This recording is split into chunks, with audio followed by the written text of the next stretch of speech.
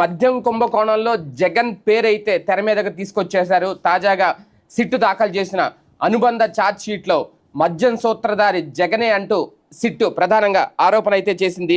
2019, 2024 మధ్యలో ఆంధ్రప్రదేశ్ రాష్ట్రంలో 5 ఏళ్ల పాటు సాగిన మద్యం కుంభకోణంలో అప్పటి ముఖ్యమంత్రి జగన్ పాత్ర ఉంది అనేది అనుబంధ ఛార్జ్ షీట్లో సిట్టు నిస్పష్టంగా పేర్కొందట.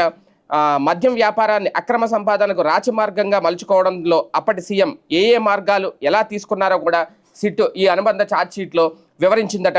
ఉన్నతాధికారుల సిఫార్సులకు భిన్నంగా నియామకాలు ఎలా చేపట్టారో కూడా తెలిపింది. ప్రస్తుతం ఈ కేసులో నిందితులుగా ఉన్న అధికారులే మొత్తం మద్యం వ్యాపారాన్ని తమ కనుసన్నల్లో నడిపించేలా విధానాలను అడ్డదిడ్డంగా మార్చేయడం ఈ కుంభకోణంలో అత్యంత కీలకమైన అంశం అనేది అనుబంధ ఛార్జ్ షీట్లో పేర్కొంది.